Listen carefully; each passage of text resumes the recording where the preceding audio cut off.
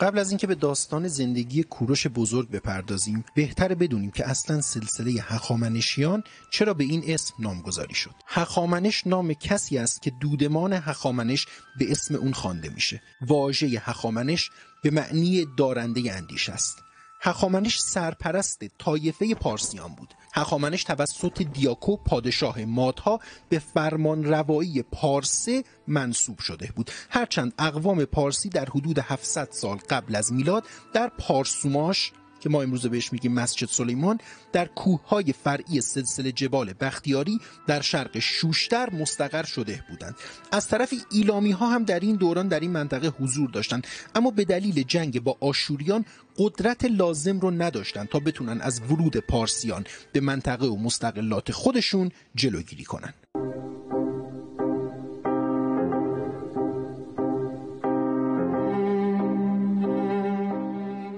پس از هخامنش پسرش چیشپیش پادشاه شهر انشان شد، شهری که امروزه ما به آن ایزه میگوییم و در استان خوزستان قرار داره. در زمان چیشپیش که قدرت بلامنازع فلات غربی، شمال و شرق ایران مادها بودند، پارسها از مادها فرمان میگرفتند و به نوعی زیر سلطه و قدرت مادها بودند. چیشپیش فرد باهوشی بود و هیچ وقت از فرمان پادشاه ماد یعنی فرورتیش سرباز نمیزد. چیشپیش نمیتونست بر ضد قدرت مادها کاری انجام بده. دیگر این که بیشتر به فکر اون بود تا مناطق جنوبی ایران رو به مناطق تحت فرمان روایی خودش اضافه کنه. بعد از مرگ فرورتیش که در جنگ با آشوریان کشته شد، پس از 28 سال چیشپیش از تابعیت مادها آزاد شد و ایالت فارس کنونی رو به حکومت خودش اضافه کرد. چیشپیش با سیاستی توأم با احتیاط به غیر از پارسوماش که ما امروز بهش میگیم مسجد سلیمان، 2 منطقه انشان و پارسه رو هم به قلمرو خودش اضافه کرد و تا جایی که میتونست از جنگ و درگیری با دولت‌های منطقه فاصله میگرفت. بعد از مرگ چیشپیش پادشاهی پارسیان بین 2 پسرش یعنی آریارمنه و کوروش اول تقسیم شد. از لوح زرینی که در شهر همدان به دست آمده و به زبان پارسی باستان و خط میخی نوشته شده، به خوبی عناوین آریارمنه نقل شده. در این لوح نوشته شده: این سرزمین پارسیان است که من مالک آنم، دارای اسبان نیک و مردان نیک است. خدای بزرگ اهورامزدا آن را به من داده، من پادشاه این سرزمینم. این لوح زرین هم الان در موزه برلین در آلمان نگهداری میشه. این لوح قدیمی ترین شیء متعلق به هخامنشیانه که تا کنون کشف شده. آریارمنه فرمان روایی پارسوماش و کوروش یکم برادر وی شاه انشان شد. بعدها آریارمنه جای خود رو به فرزندش آرشامه داد. آرشامه هم در زبان باستان به معنای شجاعه و کوروش یکم جای خودش رو به کمبوجیه یکم داد که میشه پدر کوروش بزرگ یا کوروش دوم. همه این جابجایی ها رو گفتیم، ولی همچنان مادها قدرت بلامنازع فلات ایران هستند و پارسیان به مادها خراج میدند.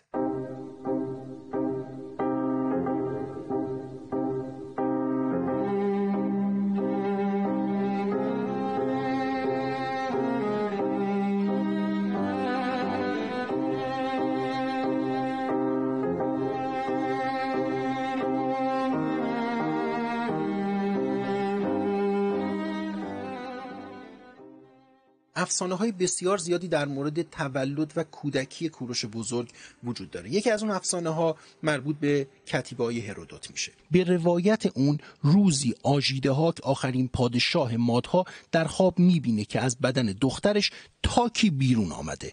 آنقدر بزرگ شده که همه آسیا را فرا گرفته. پادشاه نگران میشه و از مغ‌ها که روحانیون مادی بودند میخواد که این خواب رو تعبیر بکنه. تعبیر خوابش هم به این گونه بود: مواظب باش، پسری از دخترت متولد میشه که حکومت تو رو به دست میگیره. آژیدهاک برای پیشگیری از این امر دخترش رو به جای ازدواج با بزرگان مادی به همسری کمبوجیه از بزرگان قوم پارس در میاره. دلیلش هم این بود که پارس ها در اون روزگار قومی آروم بودند که تحت حکومت مادها در جنوب ایران زندگی میکردند. یک مدت بعد دخترش ماندانا به آژیدهاک خبر میده که به زودی فرزندی از اون به دنیا خواهد اومد.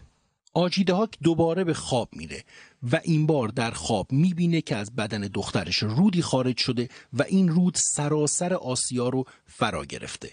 دوباره از مغ‌ها میخواد تا این خواب رو تعبیر کنن. اونها میگن صاحب نوه‌ای خواهی شد که فرماندهی تو را نابود خواهد کرد. آژیدهاک وزیر خودش هارپاگئون رو مأمور میکنه که به نزد دخترش بره و اگر فرزند ماندانا پسر بود اون رو بکشه و از بین ببره تا بتونه به قدرت خودش ادامه بده.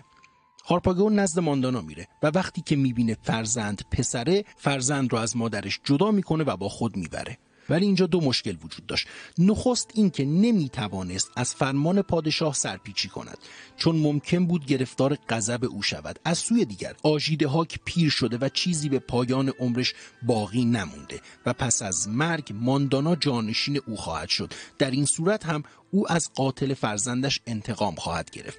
این تردید باعث شد که شخصاً از قتل کودک منصرف شود و نوزاد را به یکی از چوپانان شاهی به نام میترادات یا مهرداد بسپارد و او را مأمور قتل کوروش کند. میترادات نوزاد رو با خودش به خونه میبره. از قضا اون هم صاحب فرزند پسری شده بود که همان روز مرده بود. مهرداد داستان مأموریت رو برای همسرش اسپاکو بازگو میکنه. زن که از مرگ نوزادش بسیار غمگین بود نمیخواست شاهد مرگ کودک دیگری باشد.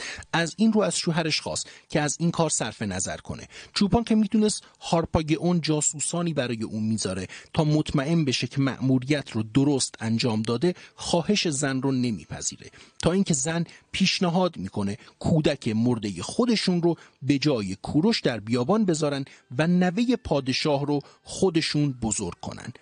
مهرداد همین پیشنهاد رو میپذیره و به این ترتیب کوروش از مرگ نجات پیدا میکنه و نزد چوپان به زندگی خودش ادامه میده. مطابق گزارش هرودوت کوروش تا 10 سالگی در خانه چوپان بزرگ شد و در رفتار و هوش و ذکاوت از همسن و سالهای خودش برتر بود. در 10 سالگی اتفاقی افتاد که مسیر زندگی کوروش را عوض کرد و اون رو دوباره از خانه چوپان به کاخ شاهی بازگردوند. یک روز که کوروش با کودکان بازی میکرد و از سوی آنان به عنوان پادشاه انتخاب شده بود، بر اساس قوانین بازی چند نفر از کودکان رو به عنوان سرباز محافظ خودش انتخاب میکنه. در میان کودکان فرزند آرتمبارس از نجیب زادگان مادی هم حضور داشت. پسرک نجیب زاده برخلاف قوانین بازی از دستور کوروش به عنوان شاه نمادین سرپیچی کرد و کوروش هم به کودکان دستور داد تا این پسر رو تنبیه کنند. کودک از رفتار یک روستایی با خود بسیار خشمگین شده بود نزد پدرش رفت و از کوروش شکایت کرد. آرتمبارس هم از آستیاک درخواست کرد که کودک روستایی و پدرش رو ادب کنند. کوروش همراه با پدرخوانده خود نزد آژیدهاک آمد و در مقابل عتاب شاه گفت که چون کودکان او را با توجه به شایستگیش از میان خود به پادشاهی برگزیده بودند و او هم رفتاری منطبق با عدل و انصاف از خود نشان داده بود، کودک موظف بود که از او پیروی کند. چون از دستور پیروی نکرد مستوجب مجازات بود. آژیدهاک از توضیحات کوروش و شباهت ظاهری او با خود نگران شد و با تهدید از چوپان درباره کوروش توضیح خواست. او هم از ترس جانش همه ماجرا را بازگو کرد و ناگزیر نام هارپاگئون را هم به زبان آورد. آژیدهاک هارپاگئون را فراخواند و جریان را از او هم پرسید. هارپاگئون هم قضایا را درست بازگو کرد. پادشاه که دید نتونسته در برابر سرنوشت بایسته، دوباره به مغان رجوع کرد و از آنان نظر خواست. مغ‌ها هم جلسه‌ای تشکیل دادند و با اطمینان به پادشاه گفتند که خواب او تعبیر شده و نوه‌اش به پادشاهی در میان کودکان رسیده و دیگر جای نگرانی نیست. آژیدهاک هم کوروش رو به نزد پدر و مادر واقعی خودش به پارسوماش یا سرزمین پارسیان میفرسته. سپس برای تنبیه هارپاگئون ضیافتی برپا میکنه و دستور میده که خوراک‌های لذیذی تهیه بشه. پس از صرف غذا پادشاه از هارپاگئون میپرسه که آیا از غذا لذت برد یا نه. هارپاگئون هم مهمانی پادشاه را ستود و سپس آژیدهاک به او گفت که این غذا از گوشت فرزند تو تهیه شده بود. هارپاگئون فرزندی به سن و سال کوروش داشت که پادشاه به جرم نافرمانی او چنین مجازاتی برایش تعیین کرده بود. مطابق داستان سرای هرودوت، هارپاگئون به رفتار شاه اعتراضی نکرد و کینه او را در دل نگه داشت تا به وقت خود تلافی کند. کوروش پس از آن که به نزد پدرش کمبوجیه اول در پارس بازگشت، مانند یک شاهزاده تربیت شد و با فنون سواری و رزم و آیین شهریاری آشنا شد. هارپاگئون نیز در این مدت با او در ارتباط بود و کوروش را برای انتقام جویی از آستیاگ و غلبه بر ماد به جنگ ترغیب می‌کرد، تا اینکه در سال 550 قبل از میلاد این اتفاق به واقعیت تبدیل شد.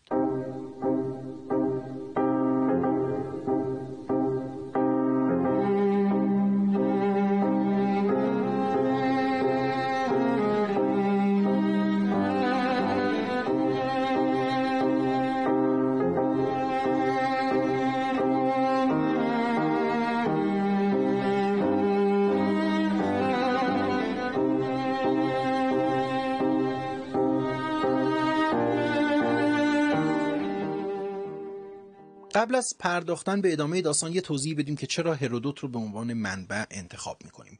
از چند جهت هرودوت نباید به عنوان منبع انتخاب بشه. یکی این که بسیار داستان سرا و افسانه سراست که از واقعیت ها بدوره، کاملا صحیحه. دومی که یک نویسنده ضد ایرانیه، این هم کاملا صحیحه. هرودوت نویسنده غربی هاست، مسلما فتوحات ایرانی ها نباید به چشش بیاد که تو خیلی از نوشته ها به چش نمیاد. اما من در یه سری ویدیوهای قبلی هم گفتم زمانی که مغول ها به ایران حمله میکنن، ماحصل این حمله، حالا جدا از خیلی از دردهای دیگه که وجود داشت، یکی از نتایج تلخش این بود که کل تاریخ ایران باستان رفت زیر حاله ای از ابهام. تمامی اسناد، مدارک، نوشته ها، کتیبه ها، همه اینها نابود شدن. اطلاعات بسیار محدوده. به خاطر همین هم است که خیلی از دانشمندان غربی همچنان دارن به ایران سفر میکنن، به مناطق باستانی میرن تا بتونن از دل این تاریخ ناشناخته یک سری حقایق رو به دست بیارن. نوشته ها و داستان سرایی های هرودوت رو کنار کتیبه های کشف شده میذارن و به یک سری حقایق دست پیدا میکنن. به همین دلیل همچنان یک از منابع موثق ما هرودوت میشه، هرچند که داستان سرایی و افسانه سرایی بسیار درش وجود داره. درباره نحوه غلبه کوروش بر ماد و نبرد او با آژیده‌هاک هم روایت‌های دوگانه‌ای وجود داره. روایت اول رو در ویدیوی قبل گفتیم که مربوط به حمله آژیده‌هاک به قوم پارس‌ها بود، اما روایت دوم کاملا متفاوت و متضاد با روایت اوله. مطابق گفته هرودوت، کوروش به تحریک هارپاگئون و با اطلاع از نارضایتی مادها از آستیاگ علیه او شورید و با سپاهی از پارسیان به سوی حکمتانه حرکت کرد. طبق این گزارش آستیاگ هم هارپاگئون رو به فرماندهی سپاه ماد گماشت و به مقابله با کوروش فرستاد. اما هارپاگئون به تلافی ستمی که پادشاه در حق او روا داشت با سپاهیانش به کوروش پیوست و به این ترتیب حکمتانه به سادگی سقوط کرد و فاتح جوان در کاخ آستیاگ بر تخت نشست. کوروش پس از غلبه کامل بر حکمتانه بر خزاین ارزشمند دربار ماد دست پیدا کرد و اونها رو به سرزمین پارس گسیل داشت. این گنجینه اندوخته تمام نشدنی برای جنگ‌های آینده کوروش محسوب می‌شد. کوروش و جانشینانش به اهمیت شهر حکمتانه و موقعیت جغرافیایی ارزشمند اون که تسلط ایرانیان آسیای مرکزی را آسون می‌نمود واقف بودند. از این رو تا پایان عمر هخامنشیان حکمتانه همواره یکی از مراکز قدرت این دودمان باقی ماند و از اعتبار و رونق آن کاسته نشد. پیروزی کوروش بر آستیاگ و تصرف سرزمین و ثروت ماد همان میزان که برایش غرورآفرین و با اهمیت بود، پرخطر و سرنوشت ساز هم بود. موقعیت تازه‌ای که کوروش در فلات ایران کسب کرده بود اون رو وامی داشت تا با همسایگان قدرتمند غربی خود لیدی‌ها و بابلی‌ها برخوردهای نسبتاً طولانی و دشواری داشته باشد. در حمله کوروش به ماد، نبونید بابلی پادشاه بابل با خوشحالی به نظاره شکست رقیب دیرین خود ماد نشسته بود و حتی خود را متحد کوروش هم نشان میداد. اما با حذف ماد و شکلگیری قدرت مادی پارسی، او بیش از هر کس دیگری از جانب ایران احساس خطر میکرد، زیرا پیش از آن که کوروش را متحد خود بشمارد رقیب خود میپنداشت. اوضاع لیدیه هم به همین ترتیب بود. در سال 585 قبل از میلاد میان آستیاگ و آلیات پادشاه لیدیه پیمانی به نام صلح آلیس منعقد شده بود که بر پایه آن دو قدرت رود هالیس رو به عنوان مرز مشترک میان قلمرو یکدیگر پذیرفته بودند و دست از جنگ کشیده بودند. مقارن با پیروزی کوروش، کرزوس پادشاه لیدیه بود. در دوران او لیدیه به ثروت و قدرت نظامیش بسیار مشهور شده بود و پایتخت آنها شهر سارد یکی از بزرگترین و مستحکمترین شهرهای جهان باستان به شمار می رفت. بقایای شهر کهن سارد هم در 90 کیلومتری استان ازمیر ترکیه همچنان قابل مشاهده است. کوروش در سال 546 قبل از میلاد تنها لقب شاه پارس را با خود داشت. در سال 549 قبل از میلاد به عنوان شاه انشان در الواح ظاهر شد و پس از پیروزی بر ماد در سال 550 قبل از میلاد لقب شاه پارس را برگزید. لقب جدید کوروش در آغاز کارش برای او از جانب نبونید پادشاه بابل تهدیدی ایجاد نمی‌کرد، ولی کرزوس از اون طرف پادشاه لیدیه که پس از عالیات به قدرت رسیده بود به سرعت بر فتوحاتش در شرق می افزود و صلحی که در زمان عالیات میان لیدیه و ماد منعقد شده بود زیر پا گذاشت. سقوط ماد به عنوان متحد پیشین لیدیه بهانه خوبی برای حمله کرزوس به ایران بود. اما گسترش قدرت و نفوذ پارسیان بیش از هر چیز لیدیه را برای دفع خطر احتمالی ایران به جنگ با کوروش برمیانگیخت. به این ترتیب کرزوس مشغول گردآوری سپاه برای حمله به کوروش شد.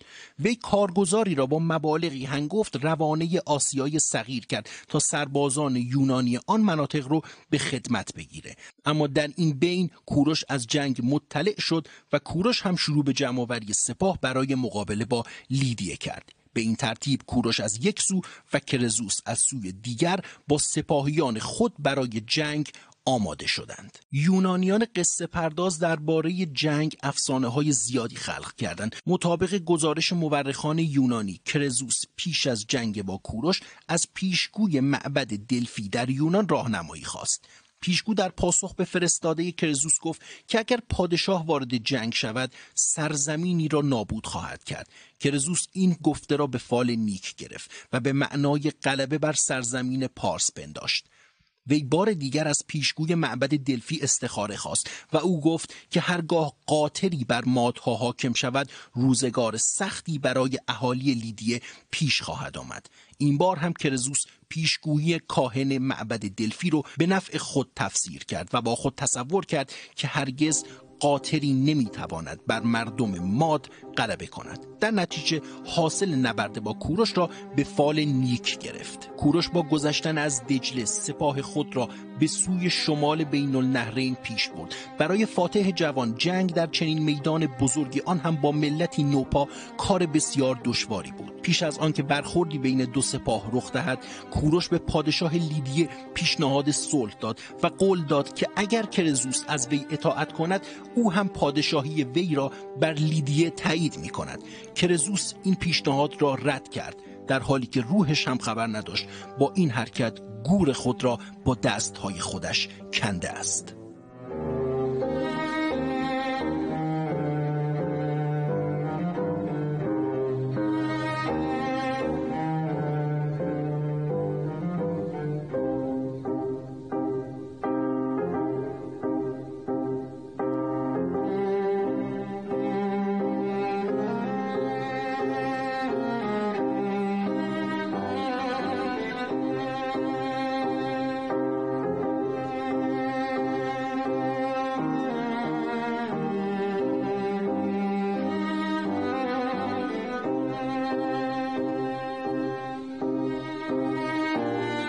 در نخستین جنگ لیدیه بر سپاه کوروش پیروز شد.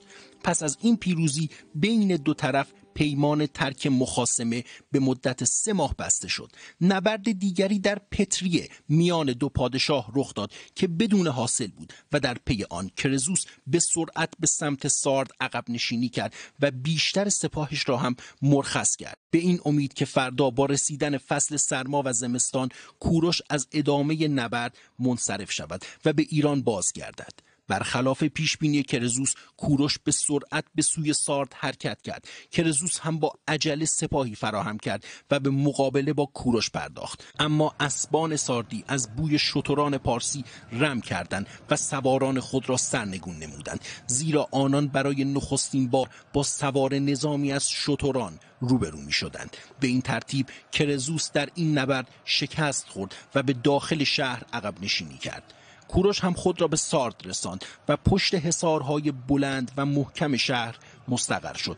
اهالی سارد با اطمینان به استحکام موانع شهر و نیز با توجه به آذوقه موجود در انبارها به انتظار آمدن زمستان و بازگشت پارسیان نشسته بودند. فتح سارد از زبان مورخین یونانی با داستان سرایی همراهه، ولی پس از 2 هفته مقاومت شهر سارد به دست سپاهیان کوروش سقوط میکنه و کوروش و سربازانش وارد شهر سارد میشن و پادشاهی لیدیه به ضرب شمشیر پادشاه ایرانی برای همیشه به تاریخ میپیونده. با شکست کرزوس و فتح لیدیه برای نخستین بار در تاریخ ایرانیان و یونانیان با یکدیگر همسایه شدند. این اتفاق سرآغاز حوادث و جنگ‌های بسیاری شد که تا قرنها ادامه پیدا کرد. اقوام یونانی و دیگر مردمان جزایر آسیای صغیر که تا پیش از این خراجگزار یا متحد لیدیه بودند، پس از شکست کرزوس به کوروش پیشنهاد صلح دادند. کوروش که پیش از جنگ با لیدیه خودش همین پیشنهاد رو به اونها داده بود،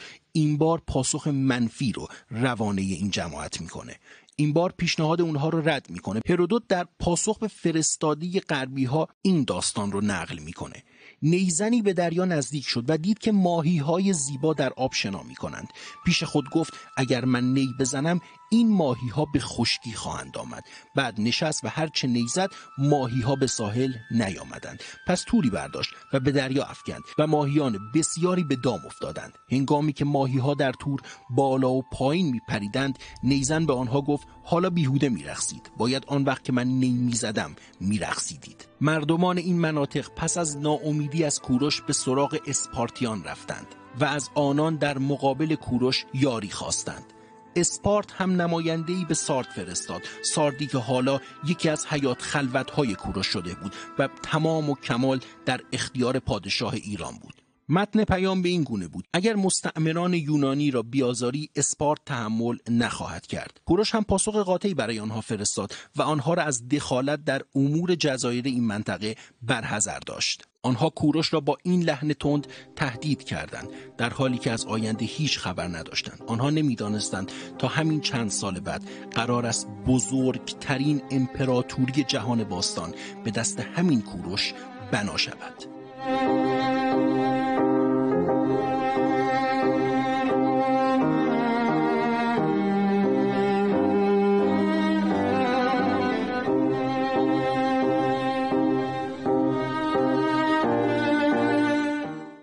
شکست لیدیه کار آسونی نبود که کوروش بزرگ تونست این حرکت رو انجام بده و تونست لیدیه رو فتح بکنه.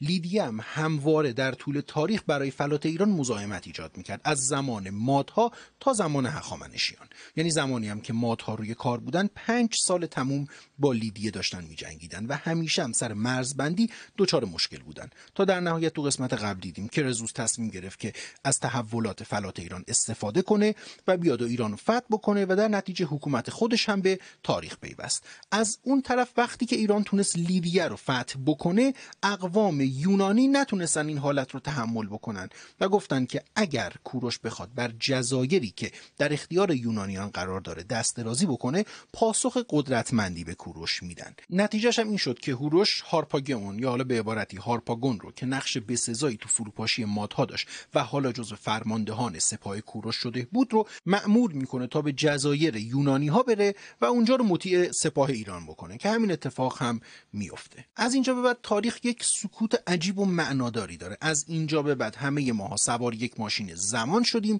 و 6 سال بعد از این ماشین زمان پیاده میشیم و یه سری اتفاقات عجیب داره میفته. یعنی در سال 545 قبل از میلاد سوار این ماشین زمان میشیم و در سال 539 قبل از میلاد میایم بیرون و خیلی چیزها عوض شده. تاریخ سکوت معناداری کرده. مورخین ایران باستان، یونانیان، اکثر اکثر مورخین غربی در این زمینه حرفی نمیزنن. ما فقط کوروش رو میبینیم که به یک باره از کرانه‌های دریای مازندران رو فتح کرده و تا هندوستان هم رفته. فقط یک چیز رو میدونیم: در این لحظه بزرگترین امپراتوری دوران باستان توسط کوروش بزرگ متولد شده. کوروش بزرگ از زمان فتح لیدیه تا 1 سال بعد حاکم بلا منازع کل آسیا بود. رقیب آنچنانی دور بر خودش نمیدید. کل فلات ایران رو در اختیار داشت، تونسته بود به نواحی شرقی و جنوب شرقی هم دسترسی پیدا بکنه. از اون طرف تا هندوستان رو هم تونسته بود فتح بکنه. لیدیه رو هم بعد از مدت‌ها تونسته بود به زانو در بیاره. یه حرکت دیگه‌ای هم که انجام داده بود و خیلی میتونست به استحکام حکومتش کمک بکنه، حرکتی بودش که تونسته بود سکاها رو بعد از مدت‌ها مطیع هخامنشیان بکنه. سکاها رو در ویدیوی مادها گفتیم که اون زمان یک حکومت بودن، ولی در همون زمان مادها سکاها حکومتشون سقوط کرد، ولی همچنان سر جاشون باقی مونده بودن و اقوامی بودن که برای ایران مزاحمت‌های خیلی زیادی ایجاد می‌کردن. در زمان کوروش سکاها هم مطیع حکومت کوروش یا حکومت ایران شدند. حالا کوروش تونسته بود حکومت ایران رو یک حکومت ابرقدرت بکنه و خودش بر قله افتخار بایسته. رقیبی وجود نداشت جز حکومت کهن بابل. بابلیان همچنان بر جای خودشون استوار باقی مونده بودن. بابلی ها هم که گفتیم بیشتر از تحولات منطقه به نفع خودشون استفاده میکردن. زیاد درگیر نمیشدن، زیاد درگیر جنگ مخصوصا با ایران نمیشدن تا اون بلایی که سر لیدیه اومد سر خودشون نیاد. یک استحکاماتی برای خودشون داشتن، موقعیت امنی داشتن و در منطقه بین النهرین زندگی میکردن. اما بابل هم دچار تحولاتی شده بود. نبونید بابلی پادشاه بابل بود و بر مردم بابل بسیار ظلم میکرد. اون زمان بابلی ها یک خدایی رو میپرستیدن به اسم مردوک که بهش میگفتن خدای خدایان یا شاه خدایان. بسیار هم به این خدا اعتقاد داشتند. اما نبونید پادشاه بابل توجهی به خواسته های مردم نداشت. خدایان شهرهای مختلف رو میپرستید، زیاد به مردوک اهمیتی نمیداد و از اون طرف پادشاه خودکامه‌ای شده بود. معابد بزرگ و گرون قیمتی میساخت، تندیس خدایان رو به بزرگترین و مجللترین شکل ممکن درست میکرد و تمامی این هزینه ها توسط مردم بابل باید پرداخت میشد. به خاطر همین بعد از مدت ها یک نارضایتی در بابل شکل گرفته بود و مردم اصلا از نحوه حکومت و حکمرانی نبونید رضایت نداشتن و به دنبال یک منجی میگشتن. شرایط بابل بعد از مدت ها شرایط جالبی نبود، ولی در کل وقتی تاریخ رو شما مطالعه میکنید بابل یک موقعیت خیلی مستحکمی داره، یک حکومت مستحکمه و مردم دارن در اوج رفاه زندگی میکنن. شرایط همیشه در بابل خوب بوده، ولی در زمان نبونید کلا اوضاع و احوال عوض میشه. نبونید خودکامه شده بود و به مردم اهمیتی نمیداد. همین هم باعث شد که پایه های حکومتش به شدت متزلزل بشه. در زمان اوجگیری قدرت کوروش در فلات ایران پادشاه بابل هم بلشسره. بلشسر کیه؟ پسر نبونیده. نبونید پادشاهی رو به بلشسر میسپاره و خودش به مدت 7 سال از پای تخت خارج میشه. هرچند که گفته میشه در سال آخری که قرار بابل سقوط کنه شستش با خبر میشه و دوباره به بابل برمیگرده. ولی خب 7 سال تموم پادشاهی رو به پسرش میسپاره و از حکومت خارج میشه. کتیبه های باستانی یونان، بابل و حتی منشور حقوق بشر کوروش یک چیز رو به ما نشون میده: فتح بابل اونقدرها کار سختی برای پارسیان نبود، چون حکومت متزلزل شده بود و خود مردم بابل انتظار این رو داشتن که کوروش بعد از فتوحات خودش به سمت بابل هم حرکت بکنه که این اتفاق هم در تاریخ افتاده بود تا مردم رو از دست پادشاه ظالم نجات بده و باعث سقوط حکومت نبونید بشه. با حرکت کوروش به سمت بابل، گوبریاس حاکم بابلی میان رود با سربازانی تازه نفس به پادشاه هخامنشی میپیونده و بر نیروی سپاه ایران افزوده میشه. به رغم اینکه بابلی ها و یهودی ها از فتح آسون بابل به وسیله نجات بخش خبر میدن، اما پیگیری حوادث نشون میده فتح سرزمین های تحت حکومت پادشاه بابل از 1 سال قبل از سقوط بابل شروع شده بود و فتح نهایی بابل با حرکت کوروش به یاری گوبریاس رقم خورد. کوروش با سپاهیانش ابتدا در نبرد سختی به اسم اوپیس سپاه بابل رو به فرماندهی بلشسر شکست داد. نبونید و پسرش بعد از دادن تلفات خیلی زیادی عقب نشینی کردند. بعد از نبرد اوپیس ابتدا شهر سیپار فتح شد و سپس در نبرد کوچیکی بیرون دروازه‌های بابل پیروزی دیگه‌ای نصیب کوروش شد. در پی این شکست نبونید و پسرش به داخل برج و باروی شهر فرار کردند تا در اونجا از خودشون دفاع کنند. کوروش هم با سپاهش در پی تعقیب اونها شهر رو محاصره کرد. شهر بابل استحکامات خیلی قدرتمندی داشت. به این راحتی ها نمیشد بهش دسترسی پیدا کنند. تنها راه ورود به شهر رود فرات بودش که از داخل شهر رد میشد. همین حرکت رو هم گبریاس انجام میده که گفتیم با کوروش یک سپاه مشترک تشکیل داده بود تا برن و بابل رو فتح بکنن. گبریاس این تصمیم رو میگیره تا حرکت مسیر رود فرات رو تغییر بده و از طریق این رود بتونن وارد شهر بشن. استراتژی بسیار قدرتمندی بود و کارساز هم شده بود. از اون طرف من یه نکته ای رو بگم که مردم بابل در اون زمان به دو دسته تقسیم می شدن که هر دو دسته بسیار از نحوه حکمرانی نبونید و پسرش بلشسر ناراضی بودند. مردم بابل یک دستش یهودی ها بودند که در زمان بخت و نصر از فلسطین به اسارت گرفته شده بودند و شرایط بسیار بسیار سختی رو در حکومت بابل داشتن سپری می کردن. دسته دوم خود بابلی ها بودند که فرق زیادی با اسیر نداشتند. مالیات های سنگین می دادن و اسیر این حاکم خودکامه شده بودند و آزادی عمل هم نداشتن و هر روز به فقرشون داشت اضافه میشد. این دو دسته رو بذارید کنار هم، این شرایط رو هم ما گفتیم چطوره. همه اینها نشون میده که این افراد پتانسیل لازم برای خیانت به نبونید رو دارن و کاملا آماده‌اند تا یک منجی بیاد و اینها رو نجات بده. پس کوروش پیش از این که اصلا بخواد بابل رو فتح بکنه هم پیمانانی ناخواسته داشت و خیلی ها فرش قرمز رو برای کوروش از سالها پیش پهن کرده بودند. مطابق گزارش مفصل هرودوت سپاهیان ایران تونستن مسیر رود فرات رو که در فصل کم آبی هم بود عوض کنند و از مجرای رود وارد شهر بشن. ابتدا بخش کوچکی از سپاه به فرماندهی گبریاس وارد شهر شد و با غافلگیری سپاهیان قلعه ها و مراکز شهر رو تصرف کردند. به این ترتیب بابل در آخرین روزهای سال 539 قبل از میلاد با کمترین درگیری فتح شد.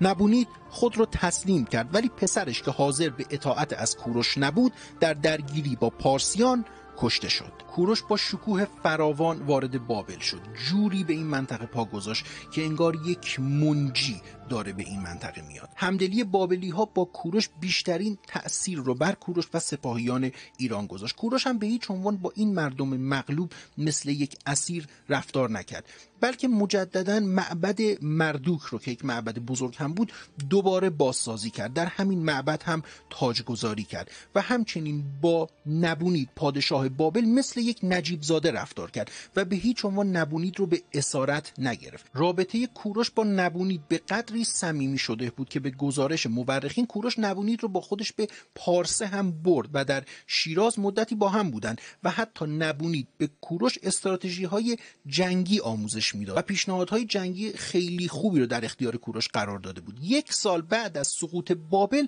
نبونید از دنیا رفت، یعنی سال 38 قبل از میلاد. کوروش هم عزای ملی اعلام کرد و خودش هم در یک مراسمی برای نبونید شرکت کرد. فتح بابل نقطه عطف زندگی کوروش بزرگ و همچنین تاریخ ایرانه. کوروش بزرگ بعد از فتح بابل هیچ گروه انسانی رو به بردی نگرفت و سپاهیانش رو هم از تجاوز به مال و جان مردم باز داشت. همچنین تمام کسانی که به اسارت به بابل آورده شده بودند رو گرد هم آورد و به منزلگاه خودشون برگردوند. کوروش بزرگ همچنین قوم یهود رو هم از اسارت و بیگاری در بابل آزاد کرد و به دستور کوروش شرح وقایع و دستورهای وی روی یک استوانه سفالین که امروزه از آن به عنوان استوانه منشور حقوق بشر یاد می شود نگاشته شد و در معبد مردوک قرار گرفت.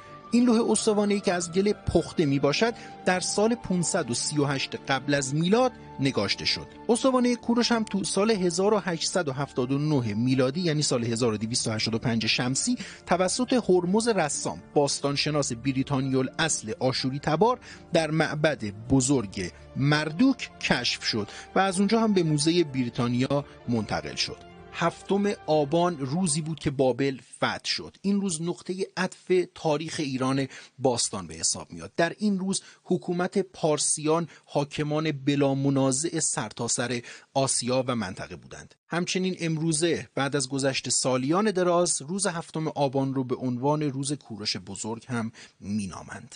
اما در متن کتیبه حقوق بشر یا منشور حقوق بشر چه چیزی نوشته شده؟ من این متن رو الان خدمتتون میخونم. من کوروش هستم، شاه جهان، شاه بزرگ، شاه توانا، شاه بابل، شاه سومر و اکد، شاه 4 منطقه جهان، پسر کمبوجیه، شاه بزرگ، شاه انشان، زمانی که به صلح وارد بابل شدم و زمانی که در میان سرور و شادی تخت فرمان روایی را در کاخ شاهزادگان برقرار کردم.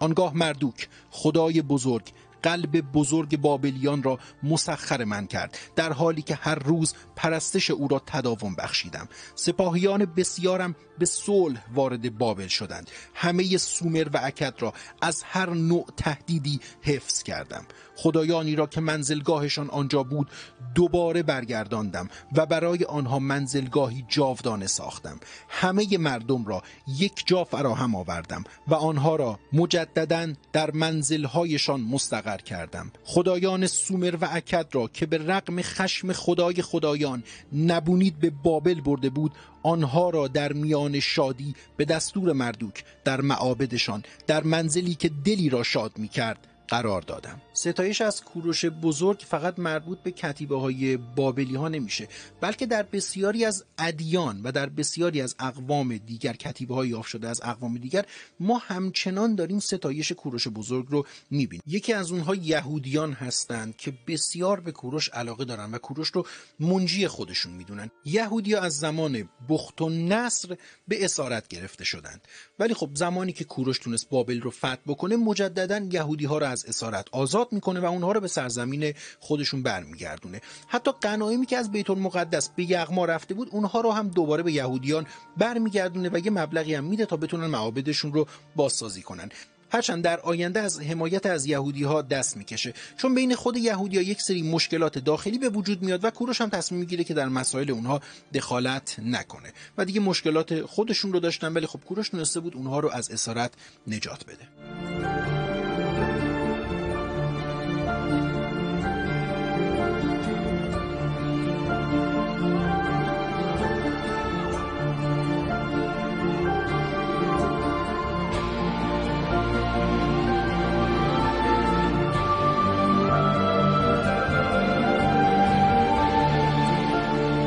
ما تو چند تا ویدیوی قبلی هم همیشه گفتیم که تاریخ ایران و مخصوصا ایران باستان همیشه در لایه‌ای از ابهام قرار داره. یکی از اون ابهامات همین مرگ کوروش بزرگ میشه. به قدری داستان در مورد مرگ کوروش بزرگ زیاده که حتی هرودوت هم در این زمینه میاد و میگه آقا چندین و چند روایت وجود داره. یکی از اون روایتی که خود هرودوت میگه که الان من اون روایت رو میگم خدمتتون، و چند تا داستان دیگه هم هستش. دو تا از قوی تریناش رو من اینجا روایت میکنم و حالا داستانش رو هم میگیم که اصلا چرا بعضی از اینها قدرت دارن ولی خب در کل هنوز تایید نشده که اصلا کوروش بزرگ به چه طریقی از دنیا رفتش. هرودوت این رو میگه وقتی کوروش تونست بابل رو فتح بکنه یه مدتی در بابل میمونه و اوضاع بابل و شامات رو سر و سامون میده. شامات میشه سوریه، اردن و لبنان امروزی، به اینا میگفتن شامات. وقتی که این مناطق رو سر و سامون داد تصمیم میگیره که دوباره به ایران برگرده و به نبردهایی در شرق و شمال شرقی فلات ایران بپردازه. اطلاع چندانی هم از اقوامی که کوروش قرار بود با اونها بجنگه در دست نیست. هرودوت اونها رو ماساژت مینامه. مورخ دیگری این اقوام رو دربیک نامیده. مورخ دیگری هم نام اونها رو داهه ثبت کرده. ظاهرا هر سه نام هم باید درست باشه. هر یک از این اقوام طایفه‌ای از سکاها بودند و سکاها هم در شمال شرقی فلات ایران ساکن بودند. طبق گزارش هرودوت ملکه ماساژت ها زنی بود به اسم تومیریس. هرودوت اعتقاد داره که این اقوامی یاغی بودند و همیشه برای ایران مشکلاتی ایجاد می‌کردند. کوروش هم تصمیم گرفته بود که به جنگ با این افراد بره و بتونه اونها رو مطیع خودش بکنه. طبق گزارش هرودوت وقتی که به جنگ با این افراد میره در یکی از همین جنگ‌ها زخمی میشه، جونش رو از دست میده و ملکه تومیریس سر کوروش رو از تنش جدا میکنه و اون رو به ایران روانه میکنه. اما این یکی از نظریه هاست. باستانشناسا میگن این نظریه میتونه واقعیت داشته باشه، چون در اون نواحی که نواحی سکاها هم بود ما آثاری از هخامنشیان رو میبینیم، پس میتونه جنگی شکل گرفته باشه، ولی حالا نه به این دقت و ریز و موشکافی که هرودوت داره تعریف میکنه. اینکه حالا ملکه‌ای بوده و سر کوروش جدا شده اینها مشخص نیست، چون دوباره ما میبینیم که مقبره کوروش در پاسارگاد قرار داره که با منطقه درگیری فاصله خیلی زیادی داره. به طور کلی در باستان، مخصوصا حالا یونانیان باستان که قبلا هم گفتیم، زیاد تمایل نداشتن که از فتح و فتوحات ایرانی ها چیزی بنویسن. داستان پردازی و رویا پردازی در اونها زیاد بود. مثلا داستان ها رو با یک نتیجه اخلاقی به پایان میرسوندن که یعنی فردی اومده فتح و فتوحاتی انجام داده، دنیا رو فتح کرده، در نهایت از یک قوم بادیه نشین شکست خورده و مثلا دنیا ارزش نداره، یک چیزی توی مایا شبیه فیلم‌های هالیوودی تمومش می‌کردن. معمولا به این صورت بود. ولی خب استرابون، یکی دیگه از مورخین یونانی، کاملا داره یک داستان متفاوتی رو تعریف میکنه. میگه کوروش به اوج قدرت رسیده بود، بابل رو فتح کرده بود و هیچ وقت خودش رو درگیر جنگ‌های کوچیک نمی‌کرد. از طرفی قوم سکاها پیش از فتح بابل مطیع حکومت ایران شده بودند و اصلا نیازی به یک چنین درگیری نبود و اصلا چنین جنگی شکل نگرفت. طبق گفته استرابون، کوروش در اوج قدرت و در کهنسالی در کنار اطرافیان، دوستان و سپاهیانش دار فانی رو ودا گفت و به سفر ابدی رفت. هر دو نظریه طرفداران خاص خودش رو داره، مخالفین خاص خودش رو هم داره. ما اینجا چی میگیم؟ ما اینجا هیچی نمیگیم، چون واقعا مشخص نیست و همیشه گفتیم تاریخ ایران باستان در حاله ای از ابهام وجود داره. حالا چه برسه به مرگ کوروش که حتی هرودوت هم که اینقدر افسانه پردازه علنا میاد این رو میگه که در مورد مرگ کوروش روایت ها بسیاره، پس نمیشه به هیچ کدوم از اینها اکتفا کردش. اون چیزی که مشخص کوروش نه تنها یک پادشاه جهانگشا که فرد بسیار قابل احترامی بود، کتاب‌های مذهبی بسیار زیادی بعد از مرگ کوروش از کوروش به بزرگی یاد کردند و یک ابر انسان از کوروش ترسیم کردند. مورخین اعتقاد دارند این حرکت طوفانی کوروش، یعنی حرکت از انشان به سمت جهانگشایی، در کمتر از 30 سال اتفاق افتاده.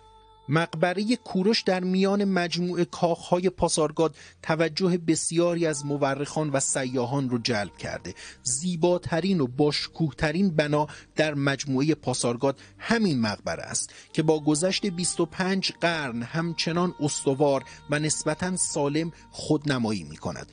آرامگاه سنگی کوروش با زیربنایی به مساحت 156 متر مربع و ارتفاع 11 متر در نوع خود بی‌نظیر است، زیرا پادشاهان بعدی مقابر خود را به صورت اتاقک‌هایی در دل کوه حفر کردند. این بنا با قطعات بزرگ سنگ مرمر سفید و به شکل طبقاتی ساخته شده است. ساختمان فعلی مقبره فاقد هر کتیبه و نوشته‌ای، اما مورخین قدیمی یونان متن از کتیبه‌ای که در آرامگاه نصب شده بود نقل کردند. ای انسان، هر که هستی و از هر جا بیایی، زیرا میدانم که خواهی آمد، من کوروشم که برای پارسیان این پادشاهی گسترده را بنا نهادم، پس به گور من رشک مبر. بدین ترتیب کوروش بزرگ که تونسته بود بزرگترین قلمرو جهان باستان رو پدید بیاره، در اتاقک کوچکی در پاسارگاد به خواب ابدی رفت، جوری که باستان شناسان جدا از این که به تاریخ هخامنش و تاریخ فتوحات کوروش میپردازن، رفتارهای کوروش رو هم مد نظر قرار میدن. کمتر پادشاهی در تاریخ دیده شده که بخوان رفتارهای اون رو مد نظر قرار بدن و در مورد رفتارهای یک پادشاه بنویسن. میراث بزرگ کوروش فقط قلمرو و امپراتوریش نبود، یک کتیبه است، کتیبه‌ای که تا به امروز هم پابرجا مونده و قانون حقوق بشر بر پایه اون بنا نهاده شده. انسانیت رو کوروش در این جهان بنا نهاد.